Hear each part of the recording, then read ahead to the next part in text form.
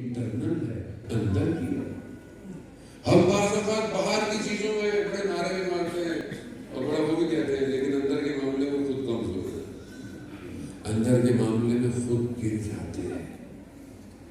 انسان، میں اپنی بات کروں، خدا نخواستہ آپ جوانوں کو نہیں کہہ رہا، ہم بہت پاک صاف ہیں، انسان اتنا ضعیف ہے کہ انسان ذرا سا تحمل نہیں کر پاتا، ذرا سی چیز اس کے مزاج کے خلاف ہو تو غصے میں آ جاتا ہے، اسے غضب آ جاتا ہے، اس کی زبان سے الفاظ نکلتے ہیں اور لوگوں کے دلوں کو دکھا دیتے ہیں۔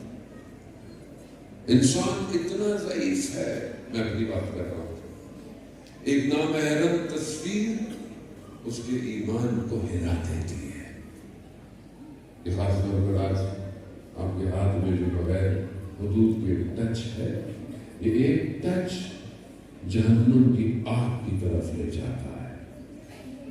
کوئی دیکھ لے گا، اگر کوئی بچہ بھی کمرے میں بیٹھا ہو تو انسان منع نہیں کرتا، لیکن اپنی تنہائی میں خدا کے بارے میں بچے کے برابر بھی حیا نہیں کرتا، کیونکہ ہمیں اندازہ نہیں ہے۔ آیت اللہ عثمان بہجت رضوان اللہ تعالیٰ نے ارشاد فرماتے تھے کہ اگر تمہیں خدا کے وجود کا احساس ہو جائے تو تم کبھی بھی گناہ نہیں کرو گے۔ اگر آپ کو پتا ہو کہ کیمرے لگے ہوئے ہیں سڑکوں پہ تو کیا آپ سگنل توڑیں گے؟ آپ اسپیڈ زیادہ تیز کریں گے؟ کیوں؟ کیمرے لگے ہوئے ہیں، چالان ہو جائے گا۔ ایک چھوٹے سے چالان کی وجہ سے آپ کا اخلاق اجاگر ہو جاتا ہے، اور وہ جس کی پوری کائنات کیمرہ ہے، نہ صرف وہ ہمارے عمل سے بلکہ ہماری نیتوں سے واقف ہے، اور ہم اس کے سامنے اس قلب کو کیسے پیش کریں گے؟ مانا جاتے ہیں امیر المومنین اللہم انی اسألک یوم لا ینفع، پروردگار میں تیری بارگاہ میں سوال کرتا ہوں اس دن کا جس دن کوئی چیز نفع فائدہ نہیں ہوگی سوائے قلب سلیم کے جو لے کر آئے گا۔ لوگ مجرم اپنے چہروں سے پہچانے جائیں۔ یہ تو رسول خدا حضرت محمد مصطفیٰ صلی اللہ علیہ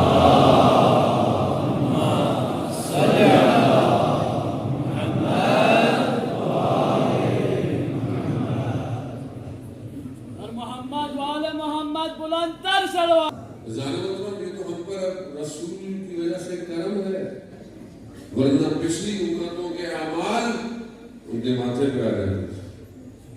یہ تو رسول خدا نے خدا کی بارگاہ میں عبادتیں کی ہیں، اور پروردگار اپنے خدا کی بارگاہ میں رسول خدا کیا فرما رہے ہیں؟ اے میرے مالک، قیامت والے دن جب ہر کسی کے اعمال عیاں ہوں گے، ظاہر ہوں گے، میری امت کے اعمال صرف تو خود دیکھنا اور مجھے دکھانا۔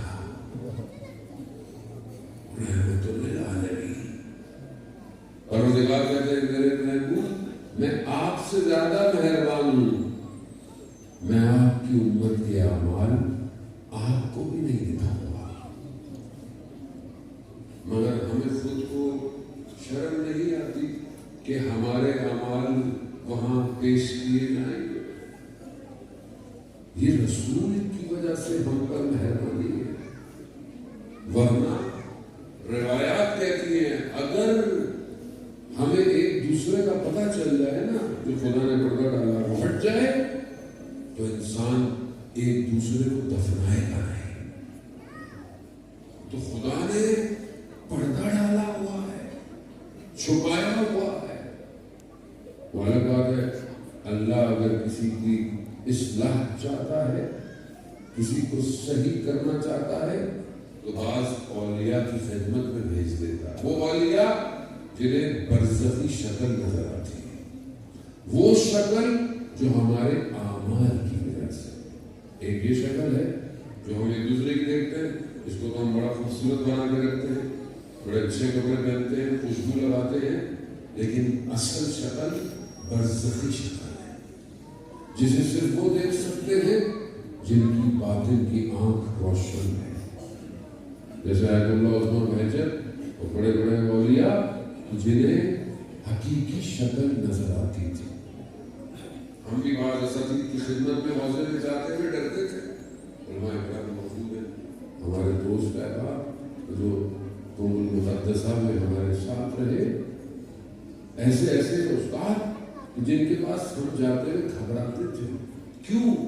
کیونکہ انہیں پتہ چل جائے گا کہ میں کون سا عمل کر کے آیا. بعض ڈر کی وجہ سے ہم اگلی صفوں میں نماز نہیں پڑھتے تھے. تو ایک استاد نے کہا کہ مریض ڈاکٹر کے پاس کیوں جاتا ہے؟ اگر مریض ڈاکٹر سے اپنی بیماری کو چھپائے گا تو علاج کون کرے گا؟ کہا یہ اولیاء ہیں، یہ تمہارے پردوں کو چھپا کے رکھیں گے تمہارے عیبوں کو، لیکن اگر تم ان سے بھاگو گے تو تمہارا علاج کیسے ہوگا؟ ہم سب گرفتار ہیں، ہر کوئی کہیں نہ کہیں پھنسا ہوا ہے، کوئی نہ کوئی مشکل ہے. اجانے اور میرے پاس وقت بہت کم ہے، میں ویسے بہت لیٹ ہو گیا، مجھے جو ہے وہ یہ پہنچنا ہے، ورنہ آپ کی محبت میں نگاہیں مجھے کئی گھنٹے تک پڑھنے سے روک نہیں رہی. مگر میں اپنی گفتگو کو خلاصے کی طرف لے کر آؤں گا. بس انشاءاللہ تو زندگی نہیں کہ آپ کے درمیان میں حاضر ہوں.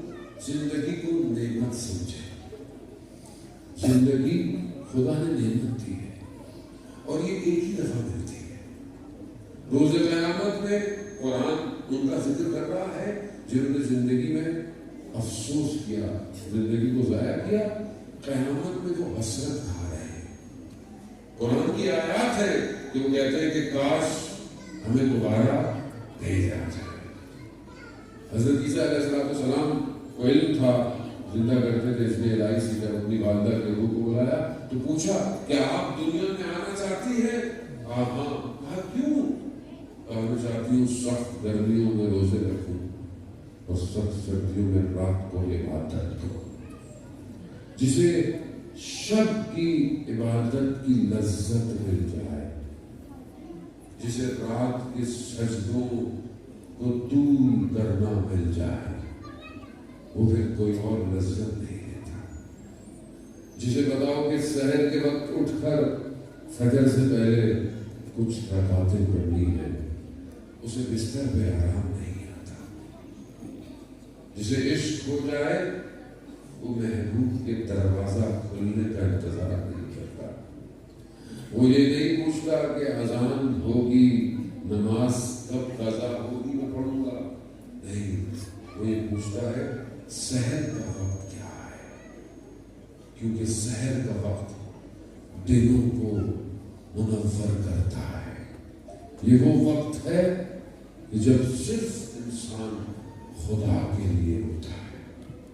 ہم جوان ہیں اور ماشاءاللہ ایک بڑی تعداد جوانوں کی ہے. جوانی میں تہجد کی جو لذت ہے وہ بڑھاپے میں نہیں ہے. انشاءاللہ کہ ہمارے بزرگ جوانی سے تہجد پڑھ رہے ہوں گے، لیکن بار بار بڑھاپے میں جا کر آپشن بھی ہوتا نہیں ہے زندگی. انسان کہتا ہے یہی کر لو، لیکن جوانی میں حدیث قدسی ہے، پروردگار ملائکہ سے کہتا ہے ملائکہ گواہ رہنا، یہ جو میری عبادت میں رات کو کھڑا ہوا ہے اور اس میں نیند آ رہی ہے، نیند کی حالت میں اس کی تھوڑی اس کے سینے سے ٹکرا رہی ہے، ملائکہ گواہ رہنا میں نے اس کی ساری آرزو کو پورا کر دیا. جس کا دل صاف ہوگا وہی امام کی طرف جائے گا. بس حضرت محترم کربلا میں بھی وہی پہنچے جن کے باطن صاف تھے.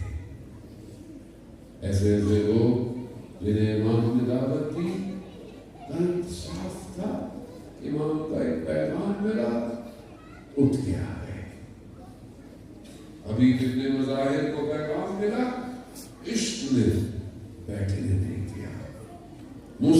موسدہ کو حبیب ابن مظاہر نے بازار میں کہا مسلم کیا لے؟ کہا خضاب. کہا کربلا چلو حسین ابن علی علیہ ایسا خضاب لگے گا قیامت تک یاد رکھا جائے گا. مسلم